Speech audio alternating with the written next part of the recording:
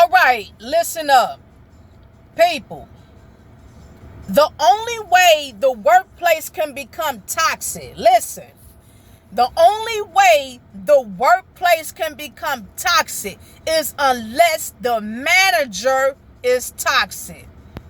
If the manager, listen, if the manager of the workplace, supervisor, shift leader, whoever is the leader, whoever's in charge, if the leader, the manager, is in charge and the place is shenanigan, wicked, toxic, uncomfortable, unease, real negative, real demonic, all that, it's because of the manager.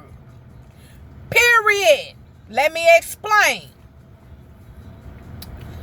Now, everybody by now probably know that I have 2 jobs. Both are toxic. Period. Now, let me just give an example. The place on one of them was so toxic at a moment that I've complained. And yes, I did go to the manager. Now, the manager, I guess, spoke about what went down and things came to a completion. Everything stopped, and you could tell that the manager, resolved it, for the good because of their behavior that changed. Now, you have to understand something. When that happens, when a manager finally decides to step up, put their foot down, and tell the employees to stop with the BS at the workplace. Stop the BS immediately. Standing firm in their position. Don't care about taking any losses, any shorts, but there to also resolve negative behavior. It's not always about trying to keep good workers. And I mean not good workers in firms their behavior. I'm talking about they can be good at what they do, but yet their behavior is toxic. Let me tell you something. It's not always worth keeping these people. Okay, cool. A manager decides to step up and take action and tell people to stop with the BS at the workplace. Their behavior changed and it stopped. Now, from what I've experienced recently, the reason why managers do not stop the shenanigan at the workplace, the reason why they don't quickly stop it is because they are afraid to lose workers.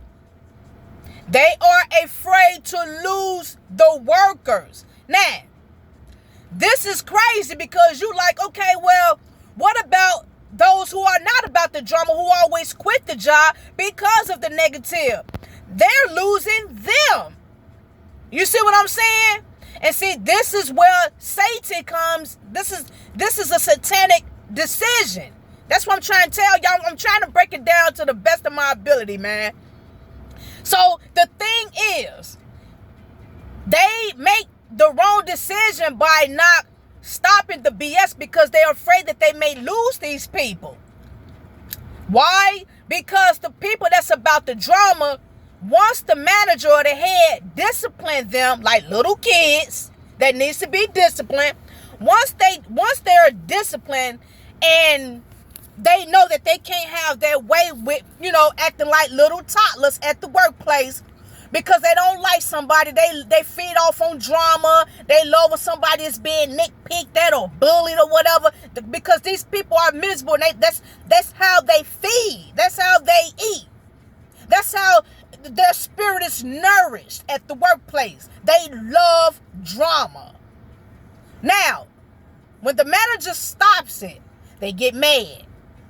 And their behavior change, meaning they stop. They stop. Now, later on, you may get some of them who may quit or who may not show up for work. meaning that they're showing the manager, since you went against me or against us for somebody else who we all don't like, well, I'm going to show you something. I'm finna quit. I'm finna get a transfer.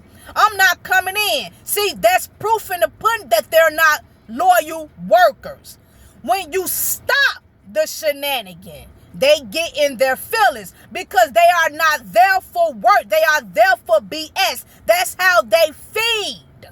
When you stop the BS and people stop working and have an attitude because they have been disciplined to stop the shenanigan, they will leave the workplace, and the workplace will come to a halt from the toxicity that's carried on with these people.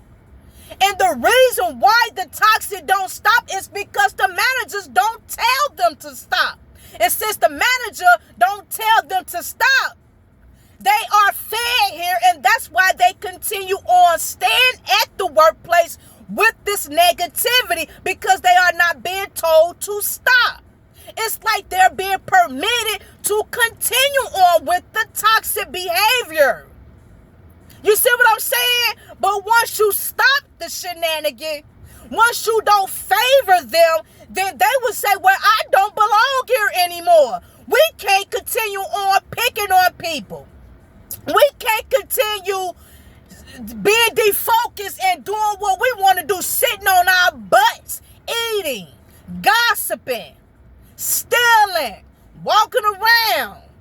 Why we got to do this and do that? Now we ain't been having to do this and do that. Now all of a sudden we got a manager who's telling us we got to do extra. I quit. See what I'm saying? Well, get the hell on then. That's what I'm talking about. Get the hell on. That's what we need. We need managers who's going to put their foot down and tell these negative people to kick bricks. The problem is they are scared to lose them, but who cares? And see, the reason why I say it's a satanic move when they choose not to, because they're scared to lose them, is because they don't have faith. Hallelujah. They don't have faith in the next worker. They don't have faith that they will get the job done if they get rid of dodos. That's the problem. Well, if I get rid of Shaniqua, I know she's a troublemaker, but if I tell her to stop the shenanigans, she gonna get mad at me and she gonna quit. If I tell Johnny to stop doing what he's doing that's causing negative chaos and we getting poor ratings on the website, if I tell him to stop doing what he's doing, getting an attitude, not taking orders or not stocking, he gonna call off. And I need Johnny. No, the hell you don't. No, you don't. You don't need Shaniqua or Johnny. Let them call off. Let them quit. That's what we need. And see, that's the exercise that we need with managers. But see, if we keep having managers who are people pleasers themselves, if we keep having managers who are about the drama, and they keep feeding it, they're allowing the employees to carry on with the shenanigan. They're going to keep coming to work. They're going to keep coming to work. They're going to somewhat lack in their performance because they are permitted to come to work for the BS. You have to understand. If a manager get fired or quit or retire, and everybody say we like Billy, he was a good manager. For the most, Billy was probably a real passive manager who was laid back and allowed most people to do what they want to do. No problem. We don't want a too firm manager, and we don't want a too passive manager. So we get another manager by the name of Diane, who gonna come in and put her foot down, but meaning in fairness, firm but fairness. We're not talking about butthole managers. We get a manager by the name of Diane that comes in and clean house, meaning getting rid of the old shenanigan. Now, you get rid of them by forcing them to do what they supposed to be doing and cutting out the shenanigan. When you know somebody is drama, when you know somebody is carrying on with shenanigans and acting a fool at the workplace, you got people that's in a relationship that's kissing in front of customers, hugging and smooching and feeling on each other in front of people and all that. That's cause for dismissal. And if we get a manager who see the shenanigan or get whiff that this is what's carrying on, and the manager Diane take faith and say, "You're out of here, get out of here, you're out of here, get your pink slips and go." If she take faith in God Almighty and say, "I could do without this. Now I'm tired of poor ratings. I'm tired." No, we need good workers. We would rather get rid of 10 dodos who's carrying on with satanic behavior at the business and rather keep 5 good workers and do and endure and struggle and strive and make the money, create the business to develop and elevate. We can do with 5 good employees who is not about the drama, then keep 10 a-holes who's going to keep the ratings down. But yes, since we got a full team, and the look is giving me hope that we're going to be all right, but at the same time causing heartache with drama and stupidity, foolishness at the business. If we get a manager and keep managers who are going to take faith in God and stand up and checkmate these people, come on, y'all, bear with me. I'm hearing and I'm trying my best. Forgive me.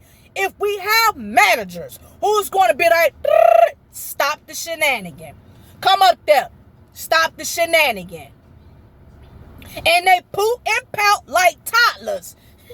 We just got discipline. I ain't coming in. We just got discipline. I don't like this job. I'm gonna find me somewhere else.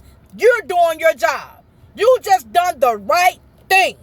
If we got chaos that's carrying on and we have a manager that say, "Well, I don't see nothing. What's wrong? What's the problem? Why you always nagging? Why you always complaining? They're not that bad. Just go head on. Well, yeah, whatever. Well, I need this person." And yada yada. Then that's what's going to happen. It's going to flare up.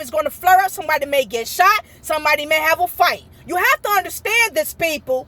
All you got to do is stand up and do the right thing. Take courage. People don't want to take courage because they don't have faith in themselves.